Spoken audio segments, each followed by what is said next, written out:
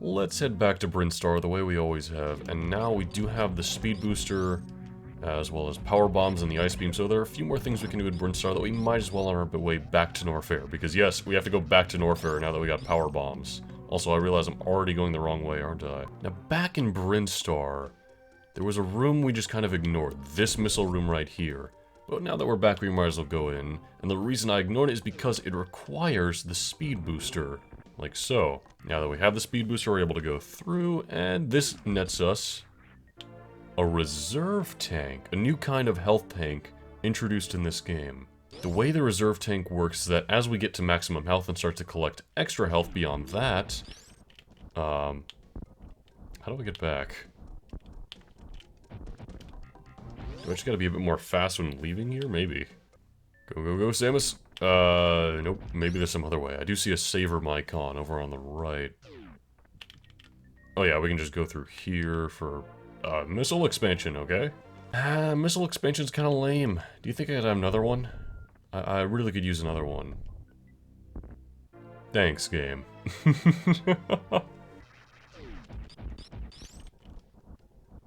So wait, what do we do here then? If we can't just bomb through... There's another instance where I'm like, I didn't soft lock the game, did I? What do I do? Oh, there we go. Okay. We just had to find the right spot, that was all. And yeah, look at that auto there. That means we're gonna start refilling on health as soon as we die. So it's kind of an extra way to save ourselves, you know? Also, hey, look at that, super missiles, I'll take it. We actually got more power bombs total than we have super missiles in just that last part alone. I really could use more of those. Now that we're here, I feel like... Yep, that's a power bomb thing there. Let's check it out.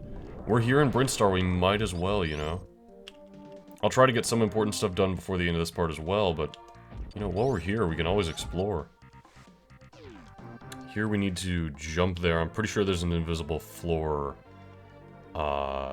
somewhere around here? I just remembered that. If you don't remember that, don't worry, I'm pretty sure you can get back here very easily. But for now, I wanted to make sure I got that energy tank and that super missile. Very nice. We're getting stronger and stronger by the minute. This is why I usually don't bother with the skips in Norfair. Even though it does save a lot of time and I might not get the best ending, I can always show off the best ending in an extra part. Besides, I want to make sure Samus is all decked out with all these cool power-ups and we've explored as much of the area as we can. Now it's time to show off that exploit I've been alluding to for way too long, let's be honest. Past that little hall there, we have these little animal guys. And they will clearly show you, as a demonstration, the ability they have, which is jumping back and forth. And you think, well, I didn't get a power-up, surely I can't do that. No. Samus can do that just by hitting the opposite direction and jump against any wall. As long as you're in a spin jump, by the way. And we have been able to do that since the beginning of the game. That's how you unlock a whole bunch of secrets. Look at that guy sneak on by here. Hold on. We can do that. We just gotta quickly morph ball in. This is one of the exploits I'm talking about. This is how we got the Spazer before we had the high jump boots. This is how you can get to... Normally where all that bed of spikes was, is kind of out of our reach. But we can get there using the wall jump. We can get up to where we collected the speed boost without having to go under and around all of Norfair. Wall jump skips are imperative to speedruns of this game, and they're imperative to, overall, I'd say, under 4 hours time, which is the best ending. Which is why I'll probably not get that, let's be honest. And then yeah, doing the thing with those guys brings us right back up here, so you can redo that bit with the energy tank and the super missile in case you didn't get them. I think... Should we just head back to Norfair now? Is there anything else on the way I forgot? Maybe there is. But you know what? I think there is. I think there definitely is. As we're bombing through here in this massive hall, you may have noticed this bit before, which has speed booster markings on it, so you know what that means. Time for the speed booster to come into play. Go, Samus, go! As we come up over here, we have this little bird alien thing, and it does the shine spark clearly, but it stops here to build up momentum, and that's kind of demonstrating to us how to do the shine spark. As we build up momentum with the speed booster, we can crouch to store that momentum and jump at an angle to release it. And I did say angle because you can do it in 8 different directions, I want to say. You can do it in a lot. So that also gives you a lot of freedom and is used for a lot of exploits to get into areas prior to when you should. That can be used for that elusive power-up in the spike bed area, instead of the one you're supposed to use. Again, I won't do that. But there is going to be one part a little later in the game where we will have to use that. Also, here, we clearly can't get to the other side of that because of the button to open the door on the other side of the wall. I like that there's other life here on planet Zebus, besides just alien monsters that are going to fight you because you're here. Those little lemur guys who are jumping up the walls, and the little bird guy who's showing you how to use the shine spark. It creates a bit more life to this planet that it didn't have before, especially in the first game. All the plant life in this area does that too. Really, the setting of Super Metroid is marvelous. You know what, now that we're here, I suppose we can show off what's behind this yellow door. We have super bombs after all, and hey, I'll pick that up. Hold on, there we are. What do we have through here? Another one of these light rooms where we gotta be careful not to kill all these light bugs. Okay, just gotta follow their jump patterns carefully. Uh-oh. Uh-oh. Where am I going? Oh boy. Okay, yeah. More of those silver pluses? Well, I guess we're not doing this. I know this is gonna annoy a lot of Super Metroid veterans that I'm not doing the exploits, which is a lot of the fun in the game, and I will often do this on my own time and on my own playthroughs, but I want to show kind of the first experience with Super Metroid, what you would do if you just picked the game up and started playing. And I realize I'm not quite a novice in that way. I've played this game many a time before, I've beaten it many a time before. But I guess a massive part of the audience I want to reach is people who have not beaten this game before, or who are interested in my own look on it. So in that way, I don't think kind of speedrunning and exploiting the whole thing is really the right perspective. Back down here in Norfair, let's start off by opening the super bomb door now that we can. This one's been taunting us for far too long. As we go through, what do we have here? Oh, this is just the map, okay. So we can see there's a boss down there in the middle of nowhere. I have the energy of a spark. Ah, ow. What do you have down here? Can't do anything with that yet, because that's through the wall. There's some hall beneath us with a power-up. And man, going through this area with the ice beam where we can freeze all of these enemies makes it so much easier, let's be honest. We can't freeze the lava though, it's not that powerful of an ice beam. Down here, we have another yellow door we couldn't get to before. So let's go ahead and use it right here. And through here we can clearly see there's a path down in the lava that we can't quite use, and this leads to, who would you guess? Ridley.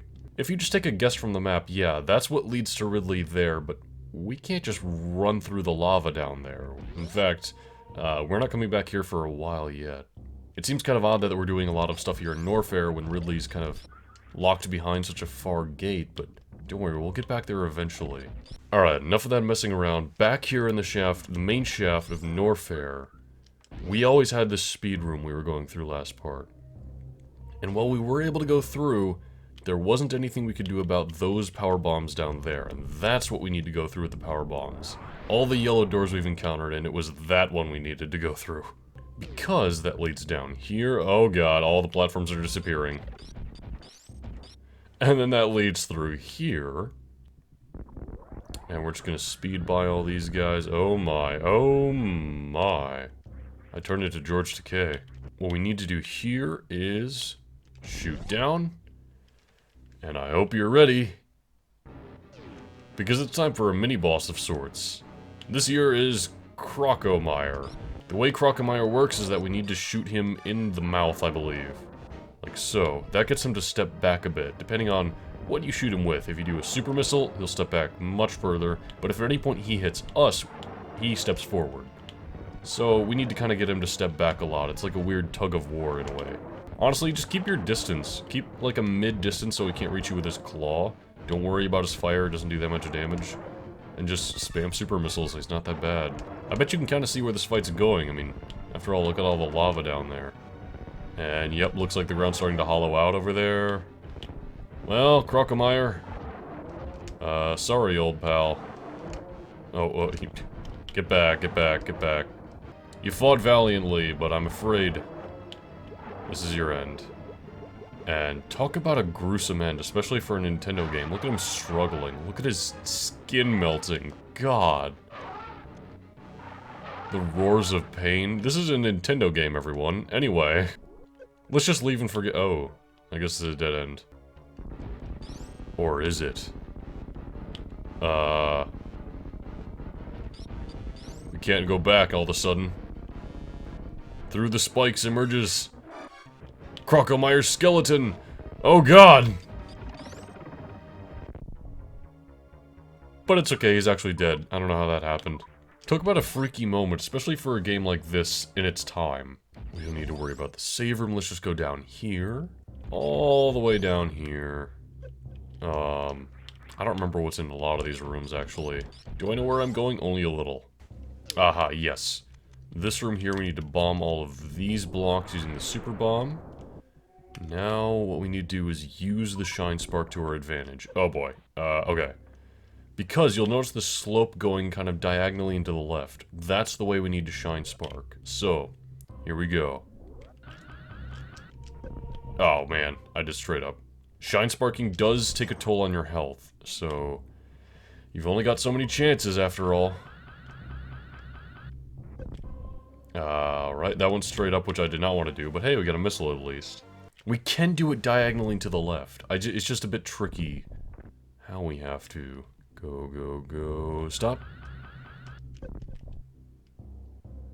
I don't know why it's not going to the left when I'm aiming that way.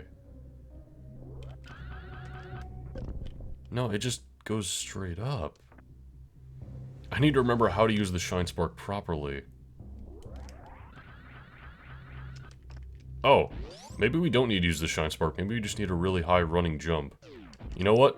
I'm okay with that. I don't like using the shine spark much, to be honest. But we got the grappling beam, which is a brand new power-up up on the select bar. And unlike all the others, this doesn't take ammo or anything like that. This is a classic move for Samus that allows her to swing back and forth like so. It looks almost identical to how Simon Belmont handles his whip in Castlevania 4. I guess characters were just swinging at this point, huh? You can use it to open doors and even attack enemies, I guess, but it's not ideal. And now that we have a grapple beam, we can travel through a lot more of Norfair and get to where we need to go. Also, the elusive spike trap power-up will soon be ours. Uh-oh. We just ran out of super missiles right there. It's a good thing we landed the second one. One instance right away we can show off the grapple beam is we can actually grapple on these guys, believe it or not just those silver pluses. So we can go through here. And right over here we have another Super Bomb expansion, or Power Bomb. I think Super Bomb because it's, you know, Super Missiles, the Super Nintendo, Super Metroid, but no, they're the Power Bomb. Is that like a mistranslation? I don't know. It seems kind of out of place, you know? Well, now that we beat Crocomire, and now that we have the grapple beam, we're able to get the energy tank over here as kind of a reward for beating him. I know it seems like Crocomire was kind of the boss of Norfair. After all, it's rewarded with an energy tank just like Kraid was. He was certainly an intimidating presence. He even led to a new power-up with the grapple beam. Man, I'm messing this up. Maybe we gotta be facing the right way. Here we go. What the? Why do I just stop dead like that? Come on now. There we go. Energy tank, all our health back. Plus another box of health. Yeah, Ridley is considered the main boss of Norfair, and we can't get to him just yet. So, I guess all that's left to do is use the grapple beam in one more area here in Norfair and then leave. We might as well do a bit of exploring now that we have the grapple beam. There's a lot of fun ways to use it, including tickling seahorses. This game's a 10 out of 10, let me tell you. No. Okay. These guys are trying to grab my ankles. Swing fast, Samus, swing fast. Swing fast and true. Now we can go through here, and we're back on kind of the main path. It's time. It's time to finally use the grapple beam in this room where we've been meaning to for Alright, let's try that again. It is time. Time to use the grapple beam where we've been intending to for such a long time now, after all. There we are. Here we have a classic beam power-up from the original 2 Metroid games, the Wave Beam, allowing us to shoot through walls, and there's no reason to not have this equipped. I also think it does more damage or something like that. I don't know. Either way, it's nice that we have it now. And now we can get through some of those buttons that are on the other side of where we need to go. Like this one here that's immediately presented to us. I think that's the only reason those doors exist, is to give the Wave Beam some purpose. Let's also go ahead and use the grapple beam in this room. And what does this get us again? Just a missile expansion. Alright. I'll take it, I suppose. It's time to carry on, and hopefully fight some more of those bosses like Kraid who are on the big statue, because Crocomire was not one of them.